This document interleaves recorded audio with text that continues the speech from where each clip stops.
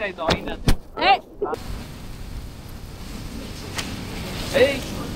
ভিজে গেলেন আপনি। সারা শরীর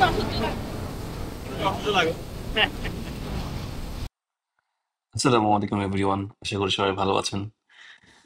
আজকে আমরা আপনাদেরকে একটা ছোট ট্রাভেল ব্লগ দেখাবো। সো আপনারা জানেন বাংলাদেশের মানুষ, বিশেষ করে চট্টগ্রামের মানুষ মানেই সমুদ্র। কিছুদিন পর পরই আমাদের সমুদ্রের ক্রেভিং হয়।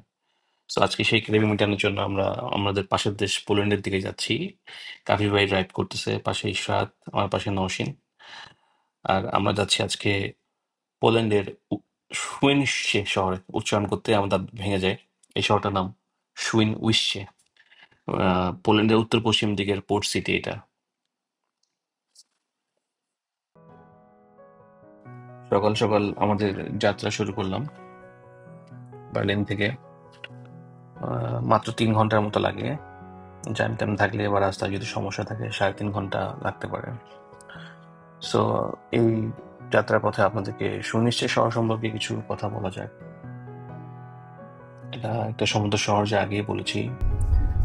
এটা 3টা বড় বড় দ্বীপ নিয়ে গড়ে উঠেছে: ইউজডম, ওলিন আর কক্সিবা। চারপাশে আরো ছোট ছোট দ্বীপ কিছু আছে। আর জার্মানির সাথে একদম বর্ডারে, জার্মানির সমুদ্র সৈকত যেমন হেরিংস্টফ বা আহসবেক, এই দুটো শহর হেঁটেই যাওয়া যায়। ওখানে একটা পয়েন্ট আছে যেখানে এক পা রাখলে পোল্যান্ড, আরেক পা রাখলে জার্মানি। এই উইনিফশের শহরটার ইতিহাস প্রায় 5,000 বছর পুরানো। 18শো শতকে এটি প্রুশিয়ান শাসনের অধীনে শহরের মর্যাদা পায়। তখন এর নাম ছিল সোয়াইনমুন্দে। দ্বিতীয় বিশ্বযুদ্ধের সময় শহরটি ব্যাপক ক্ষতিগ্রস্ত হয়। যুদ্ধের পর পোল্যান্ডের অধীনে এসে নতুন করে গড়ে ওঠে এই শহর। আর এটা পোল্যান্ডের মধ্যে সবচেয়ে চওড়া সমুদ্র সৈকত। আমরা জার্মানির আউটস্কার্টে, গ্রাম, নদী সব পার হয়ে পৌঁছে যাচ্ছি পোল্যান্ডের দিকে। আর যারা গাড়িতে করে আসতে পারবেন না, ড্রাইভিং ভালো লাগে না, তারা চাইলে ফ্লিক্স বাসেও আসতে পারেন এই শহরে। আমরা প্রায় 3-3.5 ঘন্টা ট্রাভেল করলাম। করার পর আমরা পৌঁছে গেলাম আমাদের গন্তব্যস্থলে। অনেক লম্বা, অনেকগুলো বিচ। ওটার মধ্যে আমরা একটা চুজ করলাম, গাড়ি পার্ক করে হাঁটা শুরু করলাম বিচের দিকে। পার্কিং থেকে খুব কাছে ছিল বিচের লোকেশনটা। ওই যে সাদা সাদা বালি দেখা যাচ্ছে অলরেডি।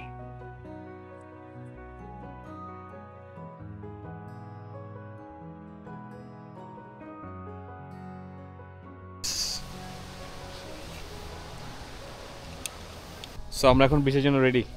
একদম পারফেক্ট। কি একটা অবস্থা, ভালোই তো।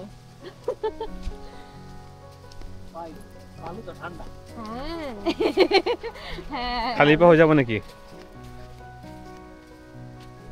যায় না কত। কি রে, এখানে কি মৌমাছি আছে নাকি? সামনের পোলাটাকে দেখে মনে হচ্ছে এটা মৌমাছি এগোতে আসছে। বাপরে, এখন গরম না?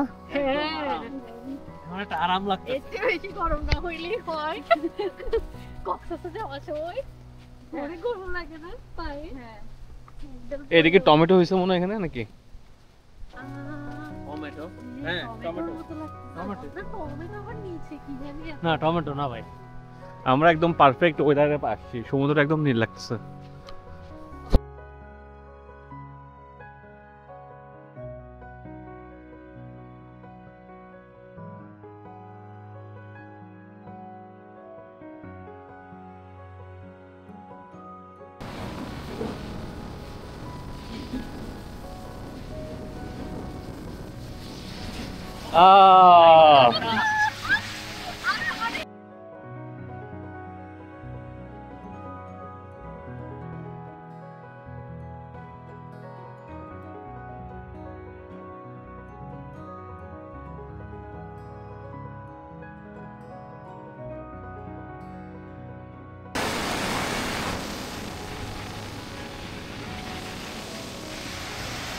তো পোল্যান্ডে কেমন লাগতেছে ভাই?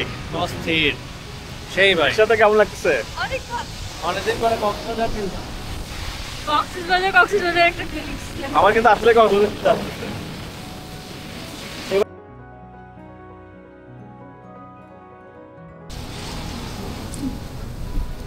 পুরা ভিজাই ফেললে না, ভিজাই ফেললেই শেষ।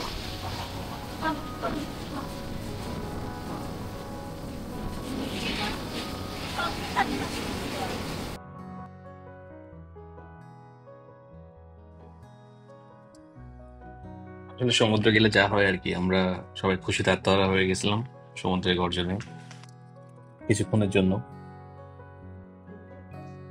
আই মিন ফুল টাইমটাই আমাদের খুব ভালো লাগছে, অ্যাটলিস্ট আমি আমারটা বলতে পারবো।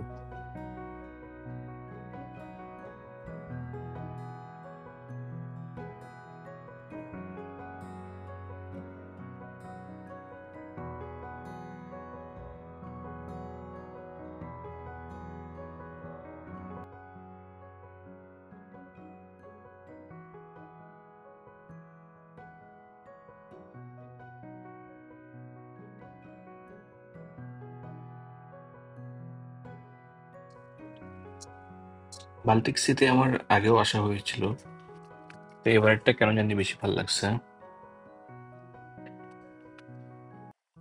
মনে হয় আগের বার যখন আসছিলাম তখন ছিল সেপ্টেম্বর অক্টোবরের দিক, তখন আর একটু ঠান্ডা ছিল ওয়েদার। এখন হচ্ছে একদম পারফেক্ট, না ঠান্ডা না গরম, 22-23 ডিগ্রি, সো একদম পারফেক্ট লাগছে।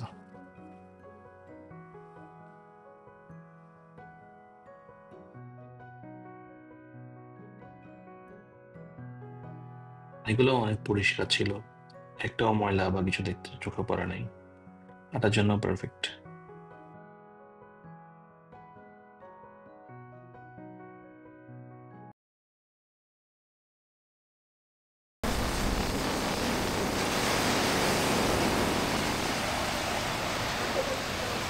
জাস্ট সমুদ্রের গর্জনটা কিছুক্ষণ ধরে শুনতে থাকেন আপনারা, অন্যরকম একটা ভালো লাগে। এটা তো বাতাস। মানে দেখি তো হোয়াইট স্যান্ড বেশিক্ষণ বেশি একসাথে থাকা হয়ে যাচ্ছে তো। খেয়াল করেন না আবার যে যেন এগুলাতে পা না কাটে। হ্যাঁ চাবুক আছে। তোমরা যখন হাঁটতেছো না, আমি যদি তোমাদেরকে ভিডিও করি দেখে মনে হচ্ছে তোমরা মরুভূমি দেশে হারাই গেছো দুবাইতে। দুবাই ভালো আছে হাত ভাই, মাথা যাওয়া যে- লাগবে না। আসলেই তো দাঁড়াও।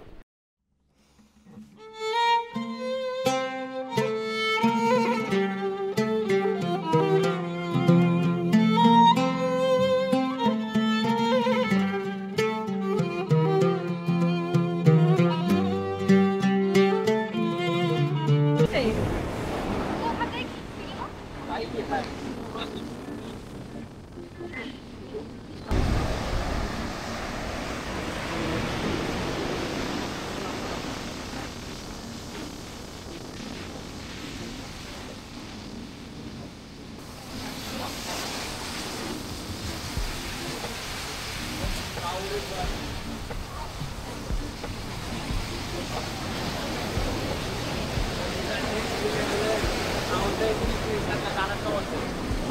ছিল? আমার শার্ট আছে। তো পরে নাই ইচ্ছা।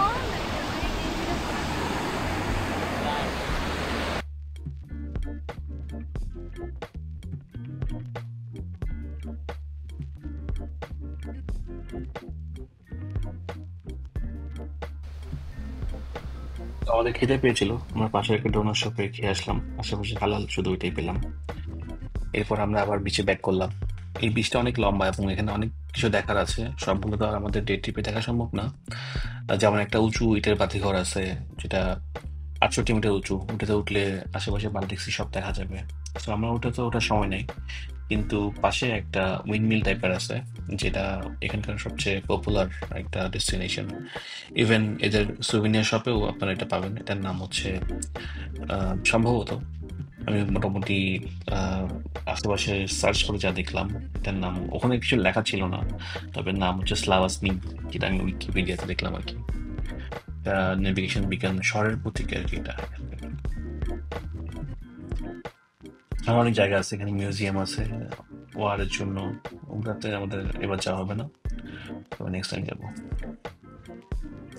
এই সাইডটাতে নেমে খুব ইন্টারেস্টিং লাগলো, এখানে অনেক ধরনের অ্যাক্টিভিটিস দেখা যাচ্ছে, সার্ফ করতেছে, অনেকে প্যারাসেলিং করতেছে। না,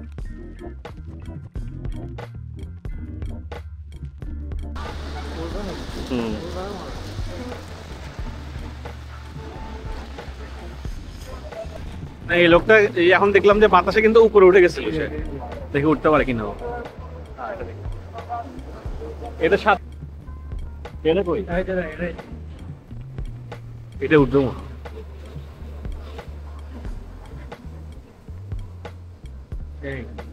এ পারতেছে না একদম, এটা উঠছে না।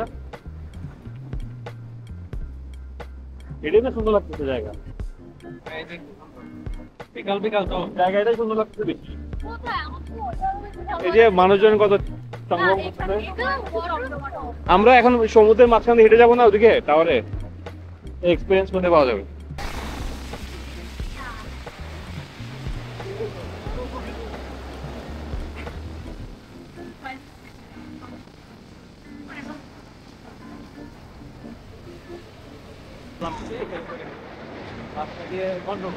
একটার সাথে আরেকটা লেগে যায় না, এইটাই বলতেছিলাম পরে কারো না কারো গায়ে লাগতে হয়। ওইদিকে পানি কম তো ওই জন্য বুঝতে মনে হয় গাধাটা। এটা কি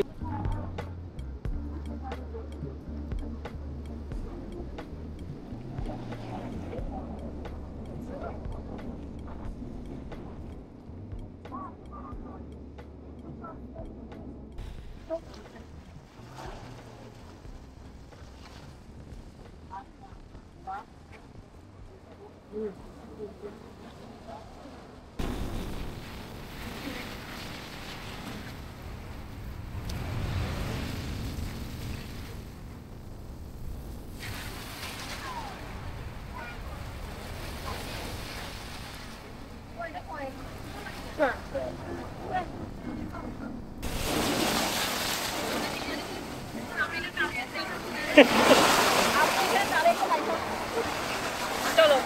আর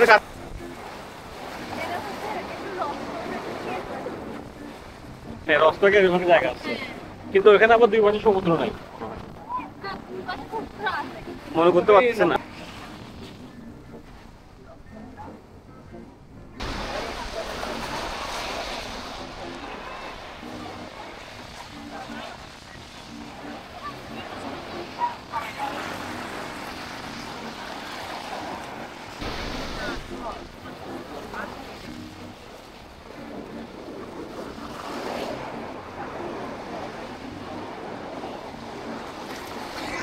লাইট হাউসের সামনে মনে হয় ছবি ভালো আসবে, যেহেতু আমরা সূর্যটা এদিকে উঠতেছে।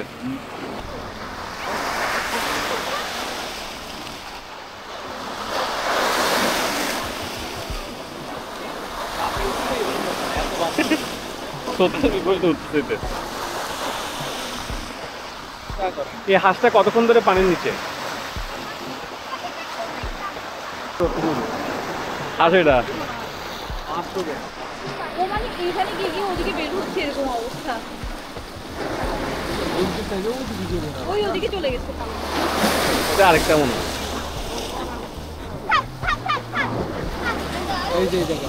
দুইটা দুইটা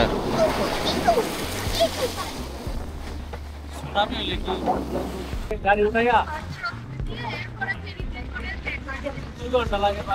এটা কিন্তু বিশাল তারপরে বিভিন্ন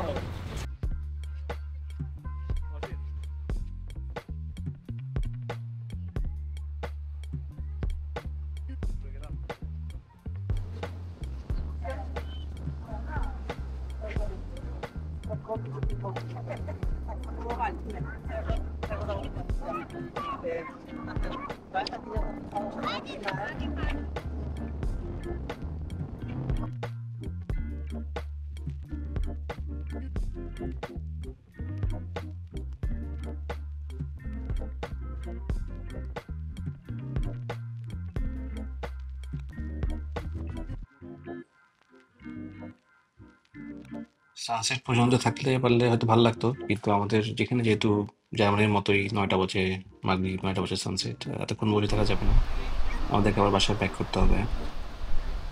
তো গুটি গুটি পায়ে আমরা গাড়ির দিকে ব্যাক করতেছি, পার্কিং এর দিকে। এরপর আমরা আমাদের বার্লিনের দিকে যাত্রা স্টার্ট করবো আবার।